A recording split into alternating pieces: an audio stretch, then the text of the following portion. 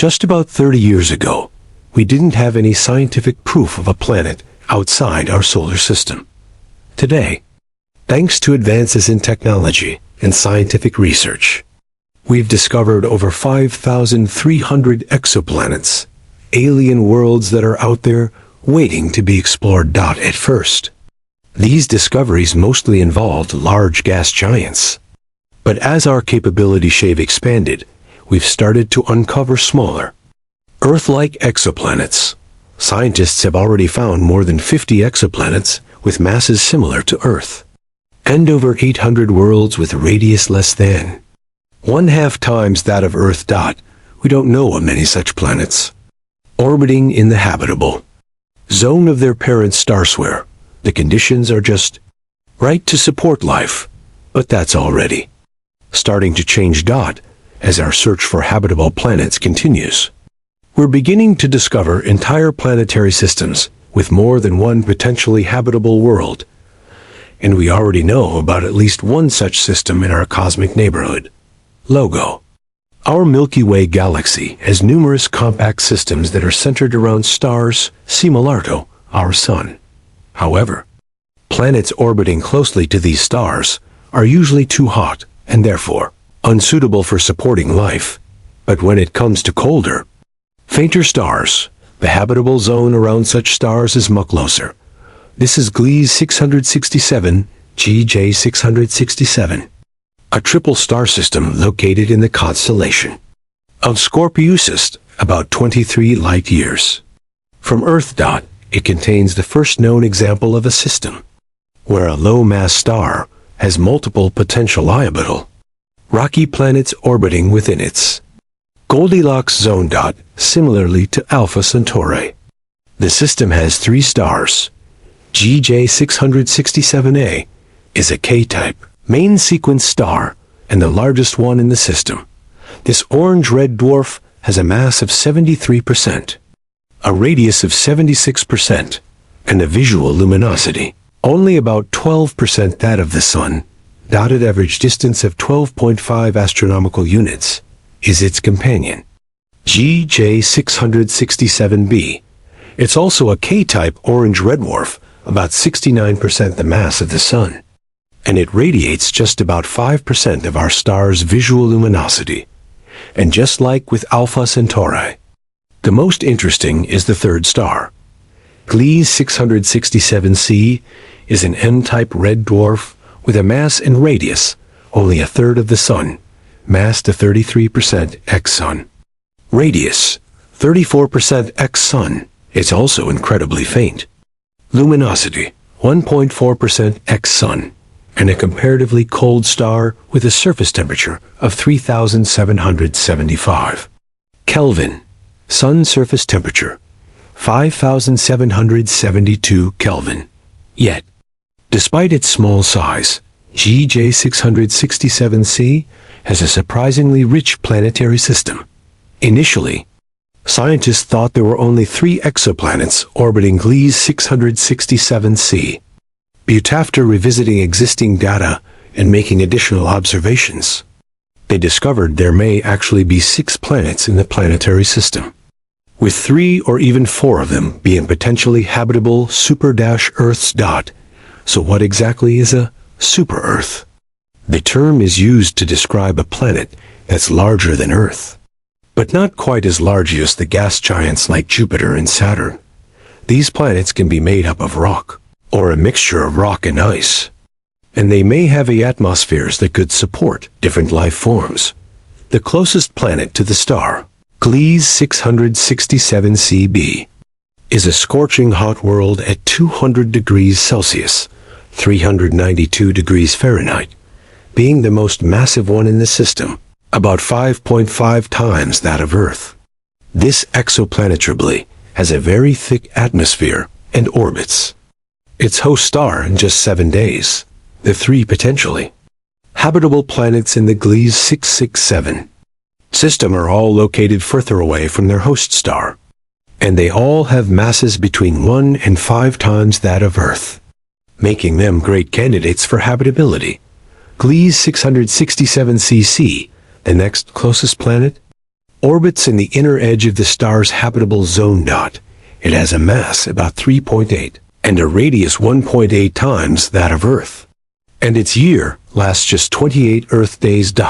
With the Earth Similarity Index of 0.85.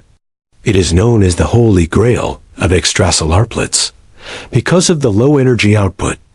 The habitable zone around the red dwarf GJ 667c is located very near to the star, ranging from 0.11 astronomical units to 0.23 astronomical units, and is entirely contained within the orbit of Mercury. To compare, Earth is located at about 1 astronomical unit from the Sun. Our planet would be an ice world if it orbited star. See, at that distance, GJ 667cc orbits its parent star 8 times closer. At approximately 0.12 astronomical units, revolving around the red dwarf every 28 days. Because of such proximity, the exoplanet is likely to be tidally locked to the star, with eternal day on one side and eternal night on the other. Drastic temperature differences between the two sides probably have a major impact on the global climate on the exoplanet. Gliese 667 cc gets about 10% less light than Earth does from the Sun. But since most of the light it receives is infrared, the planet gets about the same amount of energy as our planet does from the Sun, which would help retain water on its surfacing, result in a similar climate to Earth. Because scientists don't know for sure if the planet has an atmosphere and how thick it could be, it's impossible to predict the exact surface temperature on Gliese 667cc. If the planet does have an icy, Earth-like atmosphere, it would transfer heat and equalize temperature across the entire planet with a pleasant 30 degrees Celsius. 86 degrees Fahrenheit. On the night side. Living on such a planet would be a much different experience. GJ 667 cc receives a faint reddish light from its star.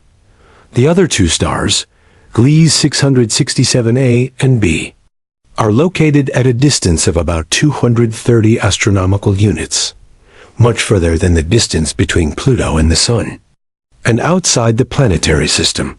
However, the two other suns would still be seen as a pair of bright stars visible in the daytime, and at night, they would shine as bright as the full moon, and our sun would appear as a distant star. Unfortunately, the nearby red dwarf is known to emit flares or intense bursts of radiation, and energetic particles up to 1,000 times stronger than flares on our sun. This could be problematic for any potential life on the surface of Gliese 667cc, as the planet is located close to its flaring host star. And the strong magnetism of the red dwarf may cause star spots that can reduce the energy output of the star by up to 40% for months, which, combined with the lack of ultraviolet light emissions, would be another issue for the formation of life as we know it. Living on Gliese 667 cc would be nothing like what we're used to, also because of how massive it is. The higher mass of the exoplanet means different gravitational acceleration on its surface. This world is rocky, and so the gravitational acceleration would be up to 60% higher than what we experience on Earth. A person weighing 75 kilograms, 165 pounds, on Earth would weigh as much as 120 kilograms, 265 pounds, on Gliese 667cc. In addition, a planet with higher mass can hold a more massive atmosphere, leading to higher atmospheric pressure at the planet's surface. If Gliese 667cc has an atmosphere similar to Earth's, the surface pressure might only be a few times higher. But if it resembles Venus, the pressure could soar to hundreds of times greater, comparable to standing beneath the crushing water weight miles below Earth's oceans. So even though CC sits inside its star's habitable zone, habitable doesn't necessarily mean Earth-like. Life there would face dim, fluctuating light, sky-crushing pressure, and a constant barrage of stellar flares. But that doesn't rule out biology. Earth's own extremophiles thrive in boiling vents, frozen deserts, and pitch-black depths. Life adapts. The system's two other potentially habitable worlds, Gliese 667 CE and Gliese 667 CF, are almost planetary twins, each with about 2.7 Earth masses and 1.45 Earth radii. They lie farther from the star, receiving less energy, which could make them too cold by default. But in their case, a thick atmosphere might be exactly what life needs, trapping heat and stabilizing temperatures. Finding 3 possible Earth-like worlds in one star system is rare. Finding 4 borders on impossible. Yet one study suggests that 5 planets in the Gliese 667c system receive between 20% and 200% of the sunlight Earth gets, putting them all in the conversation. For potential habitability, distance alone doesn't decide a planet's fate. For a world as massive as Earth, scientists estimate that Gliese 667 C's habitable zone stretches from roughly 0.095 to 0.126 astronomical units on the inner edge, 0.241 to 0.251 astronomical units on the outer edge. Within this window, liquid water could survive on the surface. Too close, and water vapor boils off into space, triggering a runaway greenhouse effect that bakes the world lifeless. Only more massive planets near the inner edge can resist this. Too far, like the distant Gliese 667g, and the planet freezes. CO can help warm a cold world, but too much of it reflects sunlight away, lowering temperatures instead of raising them. Even greenhouse gases have limits. Back in 2013, astronomers confirmed at least 6 planets orbiting star C, and hinted at a possible 7th, GJ 667ch, if it exists. It would be a tiny world, just 1.1 times Earth's mass, locked extremely close to the star, at only 0.089 astronomical units. That would make it far too hot for life. But planets F and D orbit firmly within the habitable zone, and Planet D's orbit remains uncertain.